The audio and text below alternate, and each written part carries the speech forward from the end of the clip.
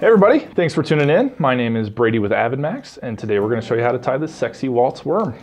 To start this fly, we're going to do it on the competition style hook. This is the C450BL. With that, we're going to do a jig style bead. This is the gold tungsten 1/8 bead.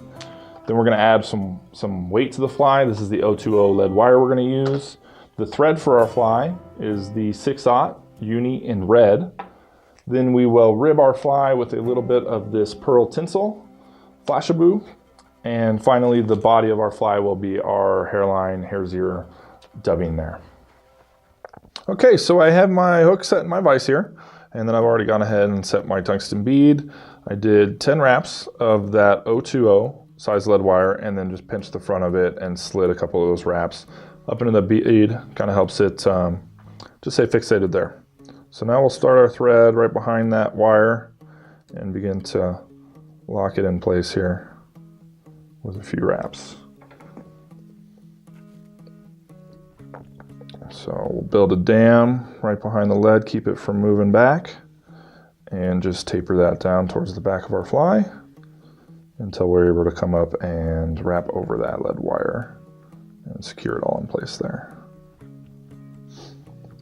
So then once we have that all set the way that we like it, we'll grab a piece of that FLASHABOU tinsel. This is the ribbing of our fly.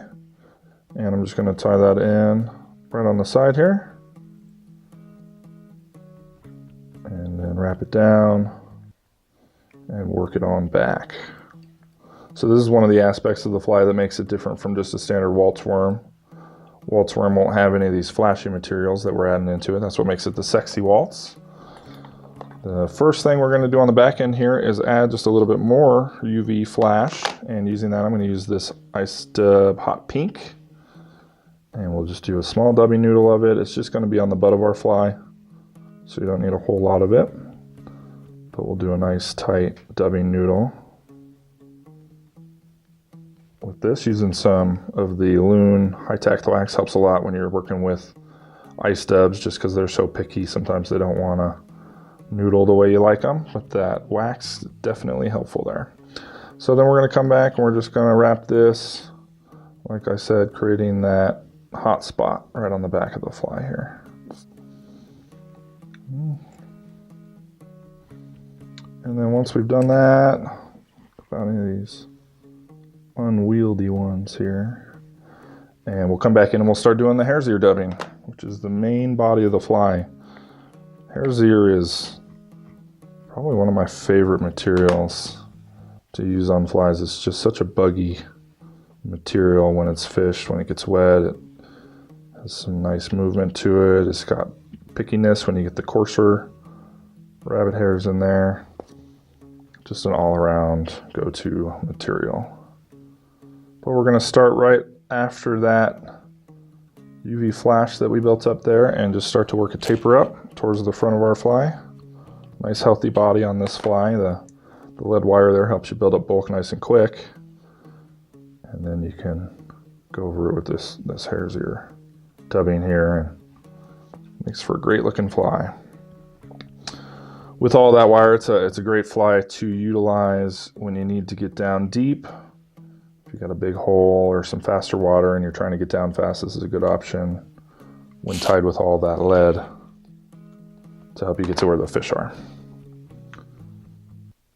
It's also a very simple pattern, pretty easy to pick up and learn. If you're just starting out, this is a great one to start on, and you'll be pleased when you start fishing it because it will work wonders. So just a little bit more hare's ear on it, and then we're getting pretty close to being able to finish this guy off. We'll do one more noodle there just to build up some bulk on the front end.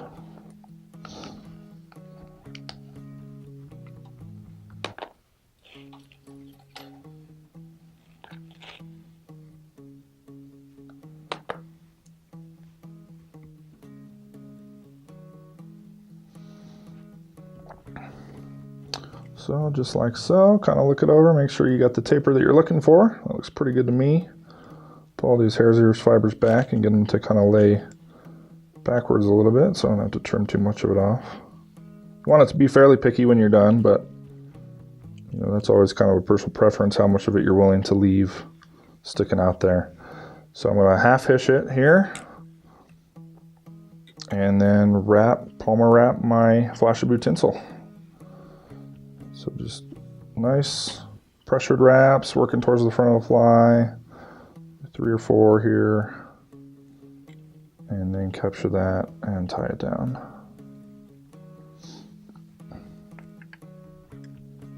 Just like so. So then we can clip that out.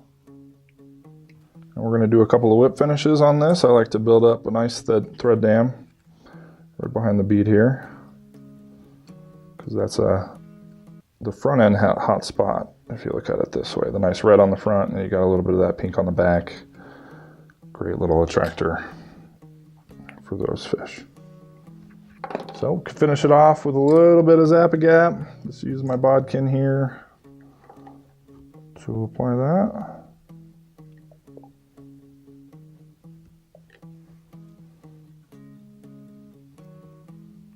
Just to keep it from coming undone, make it last fish after fish. That's all there is to the sexy Walt's worm.